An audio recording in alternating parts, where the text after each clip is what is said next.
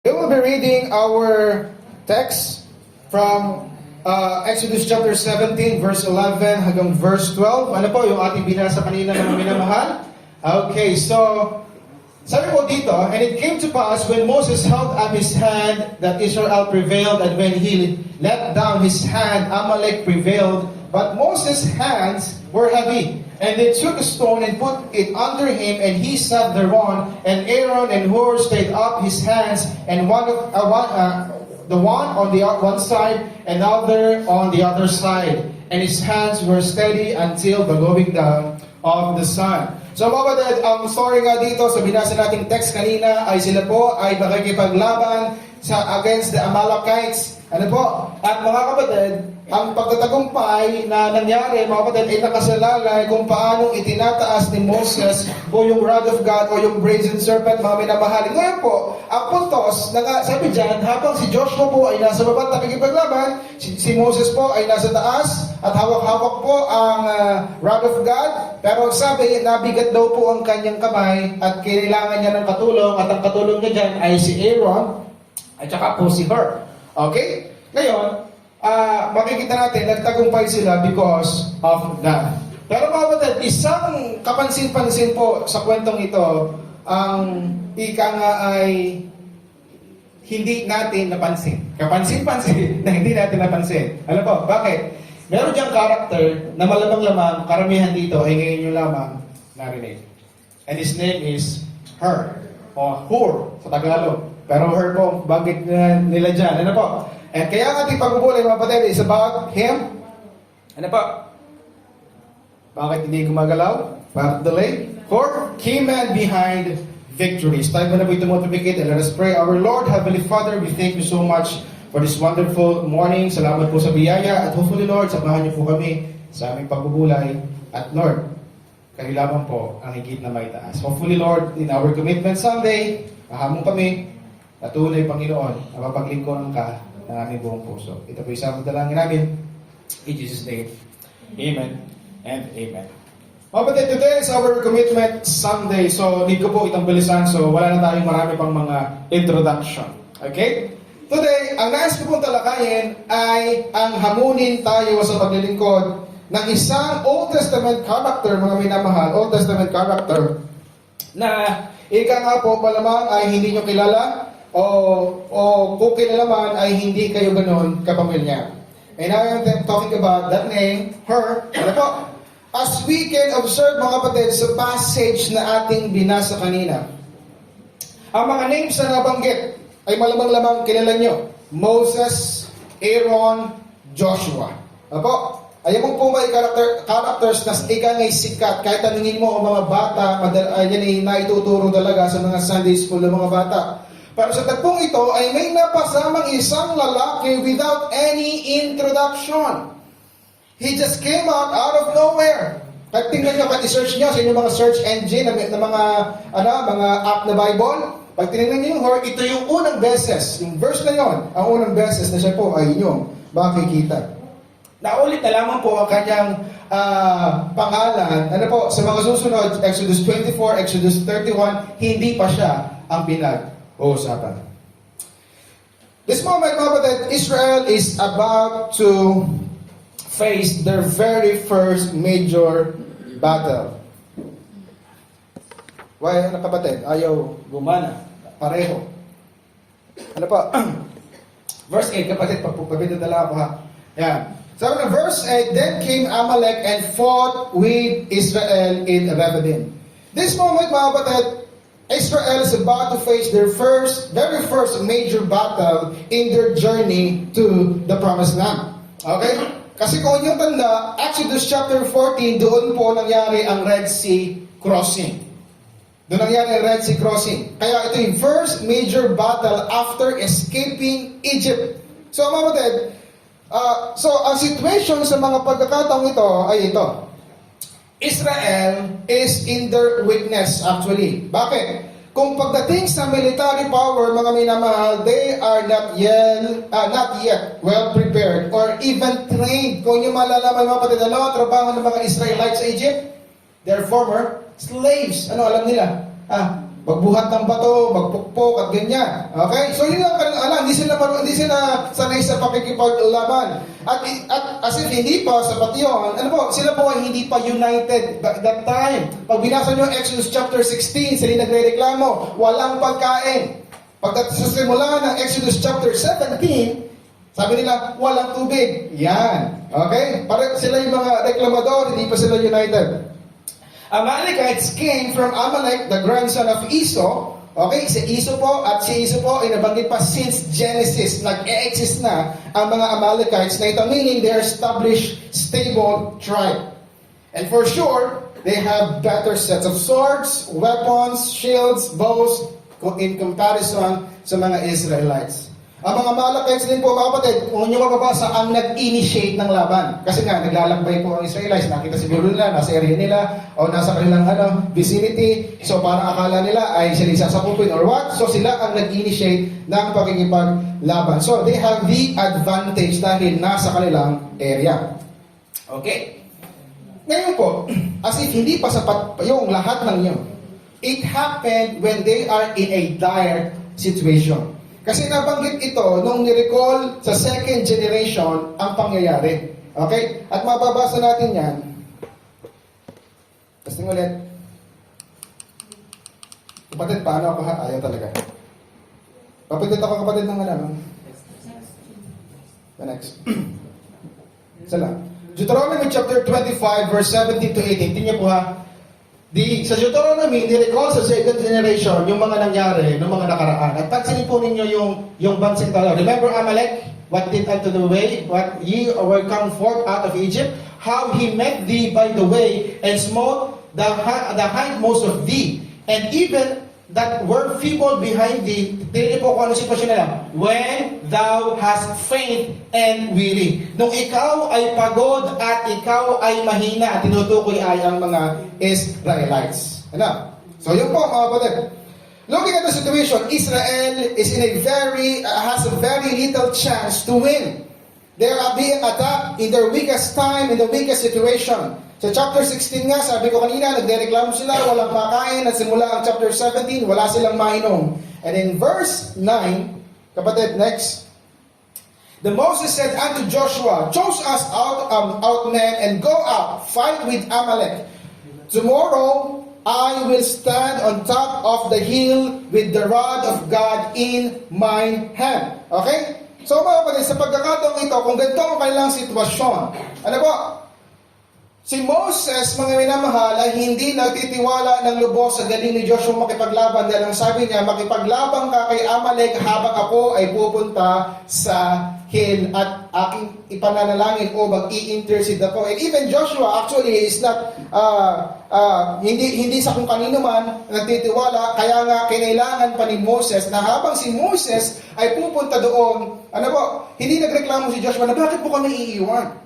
Right? Ba't ka alis? Ikaw ay nag-aral sa Egypt, ikaw ay naging prince ng Egypt, ano ba? At ikaw ay matalino, ikaw ay strategist, at marahil may expertise ka din sa pakikipaglaban. Pero bakit hindi ka sasama sa gera? Hindi po nagreklamo si Joshua because he know na hindi rin kay Moses manggagaling ang tagumpay, hindi rin sa kanya. Okay? So, kapatid, ngayon, pumunta po si Moses sa hill. Ano po? Alam nyo, kung nabasa niyo na po ang ilang mga eksena po sa Bible, God can use angels. Kapatid, wala pa. God can use angels.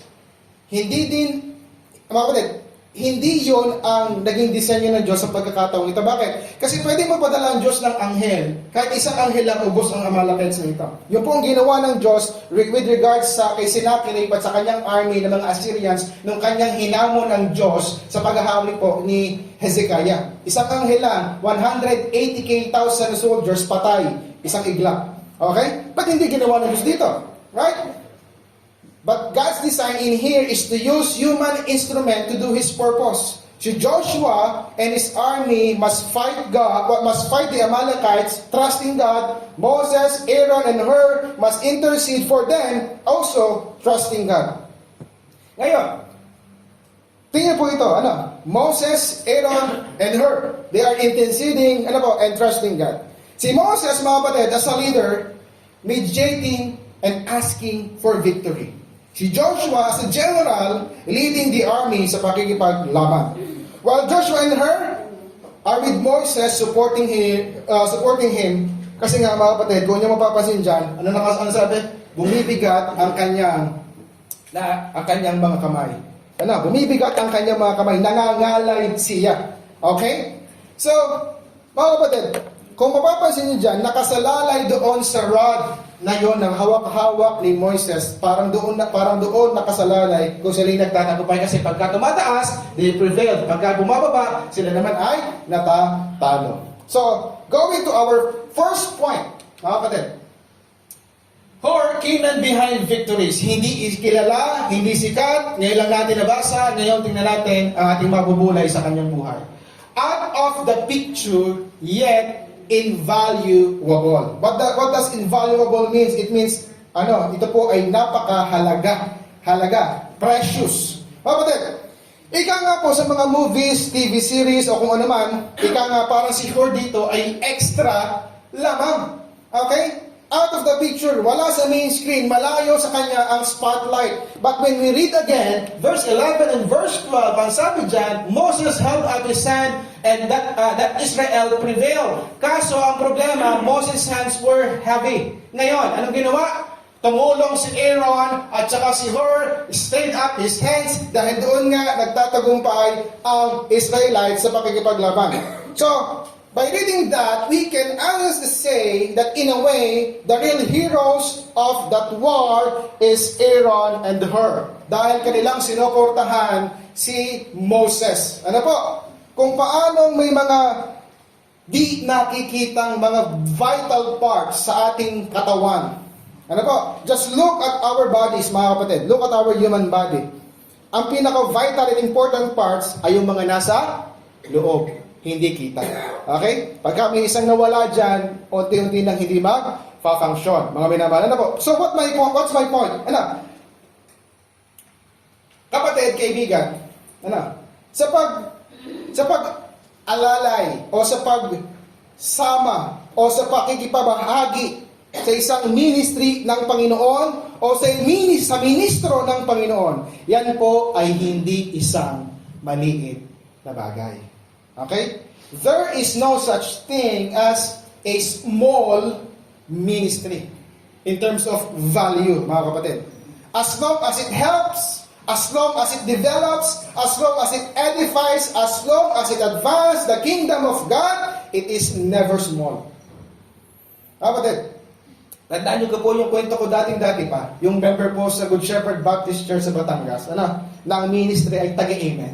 Tandaan niyo yun, yung kwento kong yun. Ano po? Kasi yung amen! Pagka nakakapuntos yung pastor o kami, biglang amen nyo, kahit kami nagigitla. Ano po? Bakit? Either na-encourage yung pastor, o kaya naman ay nadadala din yung mga membro, o yung mga tulog nagigising. Amen? Amen! Yan, na. Ano po? Alam niyo po mga kapatid, what's my point? Alam niyo, kung tingin niya doon siya nakakatulong, then go. Okay? Pero ang puntos nung kahit, hindi mo pwede sabihin, taga-amen lang naman yan. Pero kapatid, at least, nag-isip siya kung paano siyang makakabahagi sa gawain. Right? Hindi yung kadami-dami mong talent, ang dami-dami mong pera, pero wala ka nang ginawa kundi magturo. Bakit gari ganito? Bakit kaya bakit ganyan? Yun yung naging ministry. Pointing ministry. Kapatid, walang Kristiyano na dapat magsasabi na ako na may tagaluto lamang, na ako na may taga-kamay lamang, na ako na may taga-alaga lamang, or taga-hugas lamang, or janitor lamang, or teacher lamang, etc. No! Kung para sa Panginoon yan, hindi yan lamang. Mahalaga kapatid, mga minamahal, every whore in this church is important. Ayokong gawin niya kasi pag yan lang ginawa ko, hindi ako makikilala. No. Every whore in the church is very important. Why? Paano kung isang kamay lamang yung nakataas? Ano po? Kay Moses, you are precious, you are rare. Okay? Next point. Kasi mabilis lang tayo. Number 2, ordinary yet involved. Ordinary yet involved. Tingnan niyo po ito. Ako ba medyo natawa habang binubulay ko ito? Okay. Si Moses, alam natin, yan ay prophet of God, talagang leader po ng Israel. Okay? Si Aaron, alam natin, yan po ay high priest. Alam natin yan. So, napakahalaga ng kanyang role. At alam din natin, dahil kung nabasa nyo na po ang aklat ng Old Testament, si Joshua po talaga ay second in command. Siya nga po ang nagmana ng pangunguna po sa Israel. So, pag tinanong nyo mga bata, alam nila yan. Sino si Joshua, sino si Aaron, sino si Moses. At yung mga pangalan yan, siguro maliban kay Moses, ay lagi pinapangalan commonly sa mga anak na Kristiyano. Yan. Ikilala po ako Moses sa pangalan. Okay? Pero yung Hur, bukod sa hindi kilala, para medyo hindi sadya sa atin yun. Pero alam niyo po, ako po ay nagbasa ng mga study Bibles. Okay? Naghanap ako ng mga para naghanap, ano bang mga detail pa meron kay Hur? Alam niyo po, wala akong nakita, wala akong makitang matino. Wala akong makita. Kung meron man akong nakita, ito pa yung nakita ko. Napakaganda ng intro sa kanya. Alam niyo kung ano intro sa kanya? A man named Hur. Yun na yung pinaka-best na pwede describe. Ano nga namang halokatin mo? Sino ba yung Hur na yun? Wala kang introduction. Okay? Walang backstory. Walang introduction na ayos. Just imagine siguro, parang alam niyo natawa ako, kaya ako natawa, parang ini-imagine ko na siguro kagulat, ang Amalekite, sabi ni Moses, "Oy, Joshua, punta ka doon, hanap ka, Aaron, panik ka, sino bang mahanap? Uy, Hur, basta na lang hinila." Hindi na tanong, sino ka, leader ka ba, or what? No, basta pa siguro, basta na lang hinila si Hur, sama ka dito. At sumama naman niya, si Hur. Okay, yun ang po imagination ko lang ha, di po yung nasa Bible. Okay, balikot na isip. But my point is, an ordinary member, but very much involved in one of the important events on the journey of the Israelites. Why? Of course, mga kapatid, this congregation is very important to her. Okay? Hindi na mahalaga sa kanya, may magagaling siya ako dyan or what or anything, kasi siya'y bahagi ng kongregasyon o ng nation ng Israel, ayaw niya na ito ay malipol. Tama? Ika nga po ay kinikilala sa sarili mo na ikaw talaga'y bahagi ng katawang ito ni Kristo. If that is a reality in your life, mga kapatid, be involved. Okay? Mga kapatid, kahit hindi na mention, alam natin that isa sa mga motivation ni Hur ay ang pagmamahal niya sa bayan niya, ayaw niya silang malipol. Ikaw kapatid, how do you love? Gaano kahalaga sa iyo ang body of Christ? If you say, "Yes, Pastor, I really love this church, this congregation." But the next question is, what are you doing? Ano ang involvement mo to have this church grow? And do you even pray for this church? Nakakasama ba ito sa iyong mga pananalangin? Look at this analogy. Ano po? Intercession is a great task ng mga tagapanguna. Kagaya po namin, pastor, leaders, like Moses. Kaya nga po siya nandiyan upang ipag-pray sila at ilapit sa Panginoon. Okay. There is an assistant leader. Gaya po ni Joshua, ng high priest, gaya ni Aaron, at ng warrior general, gaya po ni Joshua. Si Hur, a very ordinary and a common man, pero it doesn't mean wala siyang gagawin or wala siyang magagawa. He involved himself. Okay? Partida pa nga actually mga kapatid, kasi ang sitwasyon sa bahagi ito, nabanggit ko ito kanina, sabi ng verse, tsaka ng chapter 16, sa simula ng chapter 16, ano sabi nila? When we did eat bread to the full, inikinumpara sa Egypt, na kami gutom, walang makain, kami ba hinayaan ng Diyos na mamatay dito? Kasi sa Egypt, ang daming pagkain, daming tinapay. So dyan po binigay yung manna bread. Okay? Sa pagsisimula naman ng chapter 17, kung saan nandoon ang ating text, tingnan po ang sabi sa verse 2. Wherefore the people did chide with Moses and said, "Give us water that we may drink." Okay? Sila'y uhaw. At dyan po nangyari yung pinukpok ni Moses yung bato at lumabas po yung tubig. Kapatid, chapter 16, nag-aaway sila. Chapter 17, nag-aaway sila. Pero nung dumating ang problema, sila ba nag-aaway pa? Sila ba nag-aaway pa nung dumating ang Amalekites? Hanap pa ba nila yung pagkain? Hanap pa ba nila yung tubig? No. They are now united sa isang tunay na kalaban. Okay? Hindi yung sila-sila ang naglalaban-laban dahil nandiyan dyan ang tunay na kaaway. Mga kapatid, be involved. We are part of the body of Jesus Christ. Kasama tayo sa laban. Magkakasama tayo sa laban sa tunay na kalaban. At hindi tayo ang magkakalaban. Okay? Hindi si kapatid ang kalaban, si Satanas at ang Diablo ang kalaban. Huwag mga kapatid, tandaan nyo ito, huwag nating hayaan na imbis na tayo ma-involve, tayo pa ang nagiging problema. Just imagine who saying to Moses, ba't kasi hindi ka nag-e-exercise? Kaya madali kang nangangawit. Isipin mo yun, nagkakapatayan na doon sa baba, napansin mo pa yung kahinaan ni Moses. Ano po? Alam niyo po, bakit ang isa sa problema kung bakit minsan nadadala tayo ng ating kailangan kong paglaban ng karapatan ko, dahil minsan ang iniisip natin, mga kapatid, hindi natin nare-realize, at yun mismo, yung conflict sa loob, yung igawa na ng kaaway. Yung hindi natin pakikibahagi o ayaw mong pakikibahagi dahil may kagalit ka o may kano ka, yan, igawa na ng kaaway, nakapasok na actually ang tunay na kaaway. Hindi siya ang kaaway mo, hindi ka ang kaaway niya, yung namamagitan sa inyo yung tunay na kaaway, yung Diablo. Alin na, hayaan naman natin siyang magtagumpay. Ano? Okay. O 2025 na. Baka meron pa kayong mga hindi pinapatawad. Hindi nga. Baka meron pa kayong hindi kinakausap. Baka pagkausap biglang plastika na lang tayo. Mahal niyo po ba yung katabi niyo? Ha?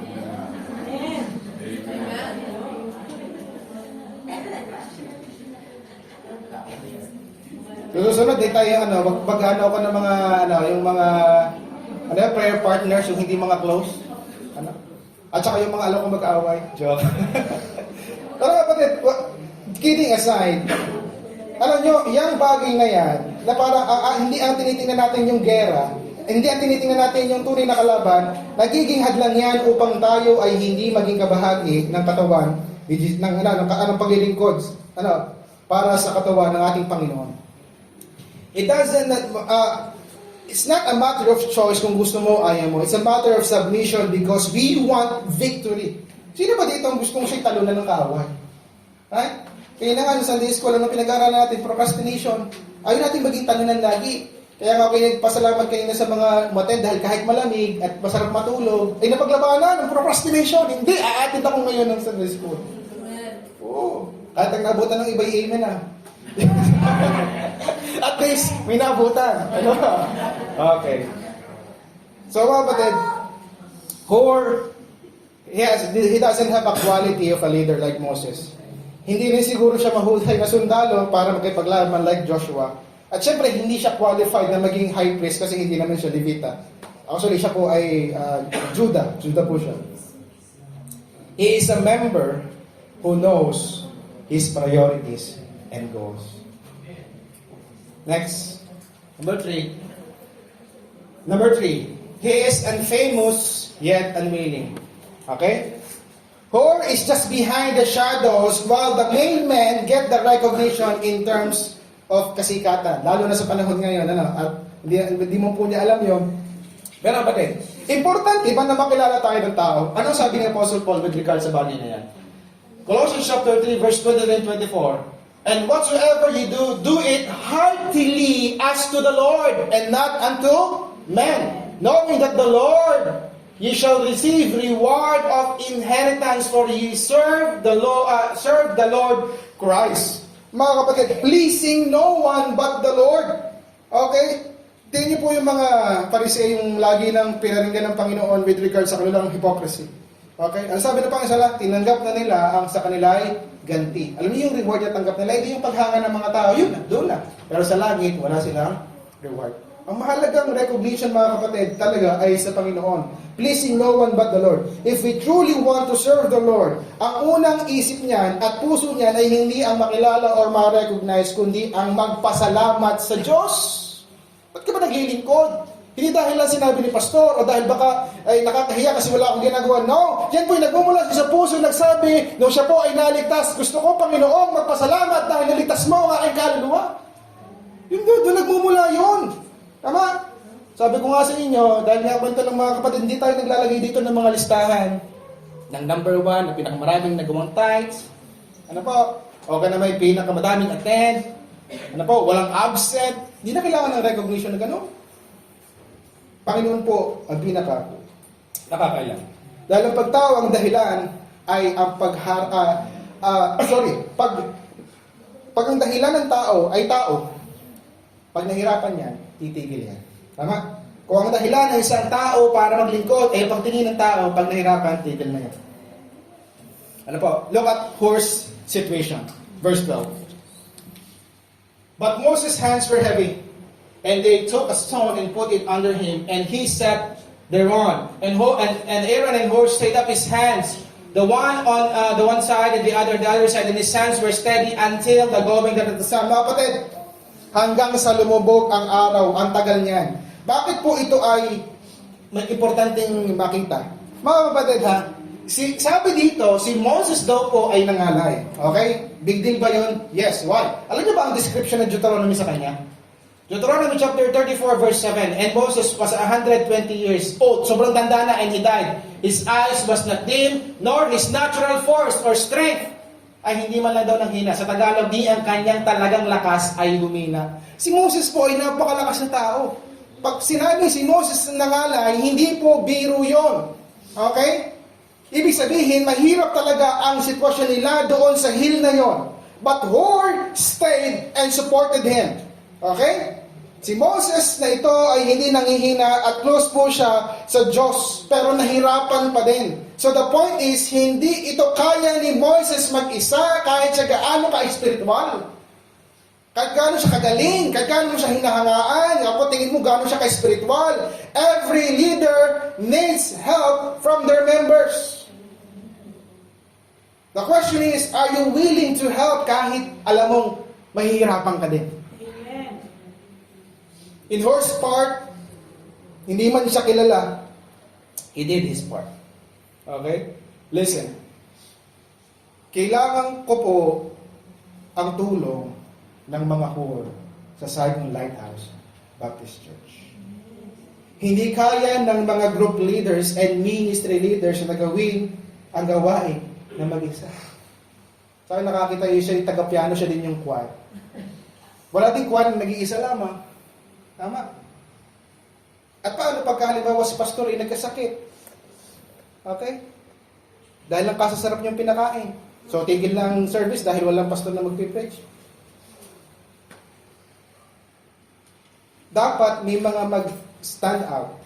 Tingnan niyo po, anong nangyari sa GSBC, sa amin po sa Batangas. Ako po, at alam niyo, kamangha-mangha, di may nangyaring problema sa GSBC, ano po? Sa mga nakakaalam, di ko na rin po i-brought up dito. Pero sa nakakaalam, alam niyo na po yun. And then, after that, ilang months after that, ako at saka si Pastor Joseph na nasa Isla Verde, nagsabi, kami po ay gustong lumabas at maglingkod. Isipin, dalawang worker agad, main leaders po. Ako yung leader ng yung pillar, siya po yung leader ng men. Ako po yung leader ng area, siya po yung leader din ng area. Kami parehong preacher din, nasa linya. Tapos may problema pang nangyari sa GSBC. Isipin mo, ano mangyayari na lang sa Good Shepherd Baptist Church? Pero niyo po ngayon, naka-aircon na. So, 100 higit ang nabaptize last year. Tapos may binibiling lupa. Alam mo bakit? Kasi nung nakita nilang may bakante, hindi sabi nila, yay na yan. No! Yung mga nasabing, ako po ang hahawak ng jail ministry na naiwan ni Sir Rajan. Ako po ay tutulong dito. Ako po magli-lead sa men. Ako po magli-lead sa young professionals. Bakit? Hindi nila nakita yun na sa, sige, yan eh. No. Nakita nila na sa opportunity upang maglingkod sa Panginoon. May nag-i-step up. Mga minamahal. Alam nyo, by this moment, I am paying tribute sa lahat ng Hur na nandito na. Okay lang sa kanila. Hindi sila kilala, hindi sila makita, but they are willing to sacrifice. Ipinagpapasalamat ko po kayo sa Panginoon.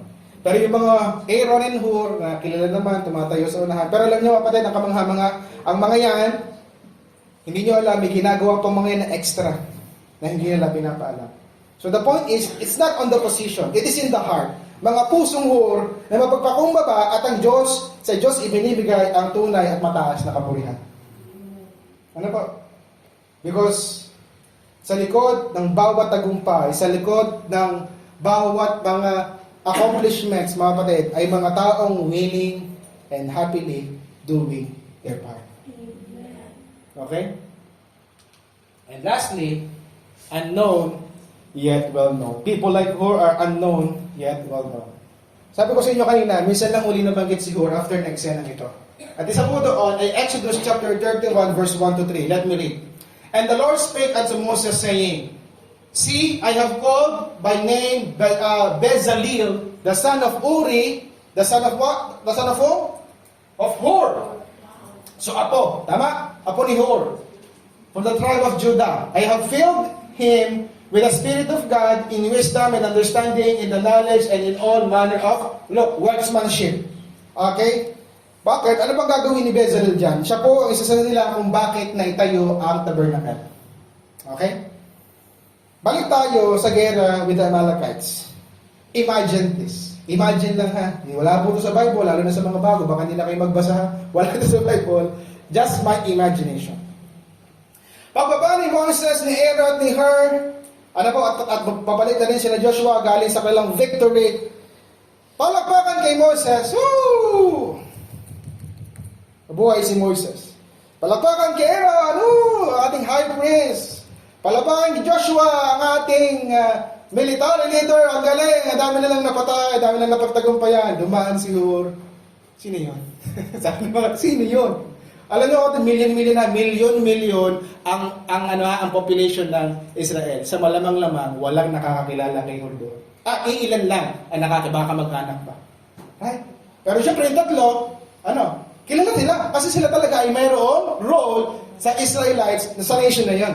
Okay? Pero, sabi ko nga, just in my imagination, pero just imagine this. Pagod. Masakit ang katawan. Kasi mo naman, maghapon kang nakaalalay. Ano po? Umuwi si Hur at pumunta sa kanyang tent. Okay, magpapahinga na sana. Okay? Pero niyo po, I could just imagine, sinalubong siya ng kanyang apo, si Bezalel. Sabi ng kanyang apo, Lolo, salamat sa sakripisyo. Right? Most probably, it is Hur that influenced his grandson to serve God in the tabernacle. Okay? Kapatid, kung ikaw yun, wala nang hihigit dang makarecognize sa nagawa mo ay ang pinakamahalaga mong audience. Bukod sa Diyos, ay ang susunod na henerasyon. Right? Parents, tingin nyo walang kabuluhan ang mga ginagawa mo. Tingin mo, sayang lamang yung mga laway ng pagsasabi mo sa mga anak mo, ganito, ganyan, dapat tayo. It's not in vain, mga kapatid. Walang kabuluhan niya. Hindi sayang ang sakripisyo nyo. One of your greatest crowd and is your greatest audience din, at yan ay yung mga anak or mamalos ang inyong pamangkin. Ano po? Paano nila nakikita sa iyo ang buhay na sinasabi mo, buhay na mahal si Kristo? Right? Dahil sabi po ng Proverbs chapter 27 verse 2, let another man praise thee, not thine own mouth. Ano po? Alam niyo, pinakabasa namin yung mula sa ibang tao, magbula yung praises. Right? A stranger and not thine own lips. Having a good testimony ay hindi walang kabuluhan.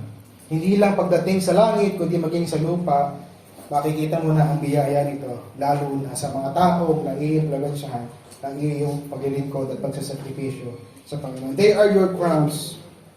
Yung katuwaan natin, na may mga taong nagpapasalamat sa mga buhay natin. Kung hindi man magpasalamat, alam na ng Diyos na ginawa mo yon para sa Kanya. Ano po? So mga kapatid ko, mga minamahal, sabi ng Ephesians chapter 6 verse 6, not with eye service as man pleasers, but as servants of God, doing the will of God from the heart. Okay? Brethren, remember this. We may be overlooked by man, but what's important is we are fully known by God. May we always be reminded na tayo mga kapatid ay kinahabagan lamang. Hindi natin siya hinanap, tayo ang hinanap niya. We already have, He already gave His life on the cross para sa ating mga kasalanan. What more can we ask for? Sa kabila ng ating matinding karumihan, binigyan tayong Diyos ng pribilehiyo yung siya ay ating pa rin mapaglingkuran. Later, magkukumit po ulit tayo sa Panginoon ngayong 2025. Nawa, mga kapatid, walang maitaas sa ating mga buhay kundi siya at siya lamang. Mga kapatid ko sa Panginoon, ito po ang ating pag-aaral ngayong umaga. For came and behind victories, a man out of the picture, yet invaluable, ordinary yet involved, unfamous yet willing, unknown yet well known. Salamat po sa Panginoon. Tayo pong lahat ito pong tumikit at tayo po ay mananalo.